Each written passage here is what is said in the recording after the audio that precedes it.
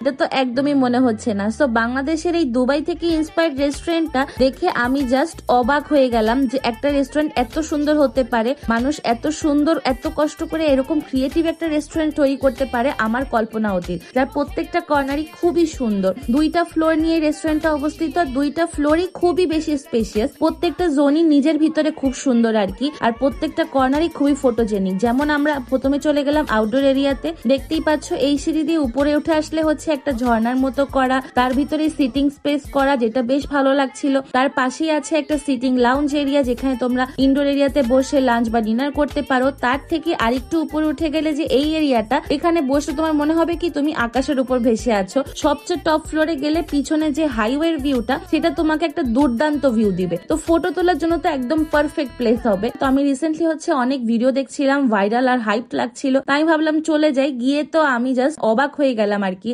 এই ভিউ আমার কাছে মনে হয় 5-6 ঘন্টা বসে দেখলেও কেউ হচ্ছে বোর হবে না। আর তোমরা এখানে অনেক বেশি ঘুরে ঘুরে প্রত্যেকটা কর্নার দেখতে পারবে। তো হাতে মোটামুটি 5 থেকে 6 ঘন্টা টাইম তোমরা নিয়ে যেও। তো আমি হচ্ছে ফুড নিয়ে কিছু কথা বলি। ওদের হচ্ছে বর্তমানে 6 মাস থেকে অপারেশন শুরু হয়েছে। তোমরা ওদের ইফতার কাম বুফেটা অ্যাভেল করতে পারো, যেটা হচ্ছে পেয়ে যাবে মাত্র 1499 টাকায়। এত সুন্দর ভিউ, তার সাথেই তোমরা 110+ আইটেমস পেয়ে যাচ্ছ বুফের। আমার তো মনে হচ্ছে টোটালি ওর্থ ইট। আর বুফেতে কিন্তু ওদের বেশ ভ্যারিয়েশন আছে, অ্যাপিটাইজারে অনেক অপশনস পেয়ে যাবে, রামাদান স্পেশাল অনেক আইটেমস আছে, এখানে স্যুপ সেকশন আছে, লাইভ সেকশন আছে, তার সাথে বিভিন্ন ধরনের কুজিন আছে, যেমন মেক্সিকান, তার সাথে ইন্ডিয়ান, ইটালিয়ান, থাই, চাইনিজ, জাপানিজ অনেক আইটেমস পেয়ে যাবে। ডেজার্টেও বেশ ভ্যারাইটি আছে। আমি মোটামুটি সব আইটেমই ট্রাই করেছি। ওদের কিন্তু জুস কর্নারও আছে। তো আমার কাছে মনে হচ্ছে টোটালি ওর্থ ইট। ফুডের থেকেও বেশি ভিউটার সাথে এতগুলো আইটেম, তাও আবার আনলিমিটেড। আমার কাছে মনে হয়েছে তোমাদের অবশ্যই একবার না একবার ভিজিট করা দরকার। তার সাথে কিন্তু তোমরা যদি বুফে না খেতে চাও, ওদের কিন্তু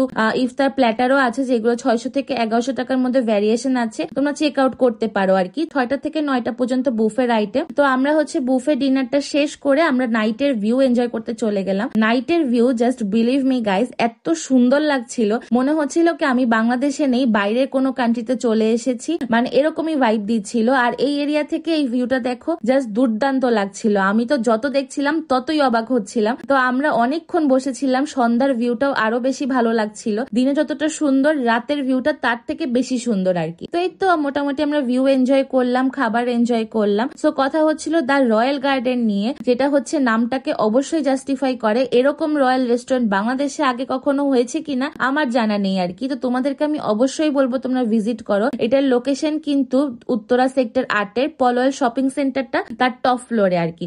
তো অবশ্যই ভিজিট করো, বা কে কে এখনো গিয়েছো সেটাও আমাকে কমেন্টে জানিও। এই ঈদে কিন্তু তোমাদের জন্য একটা পারফেক্ট প্লেস হবে এই রেস্টুরেন্টটা। আমি বলবো অবশ্যই তোমরা ঈদে ভিজিট করো। সুন্দর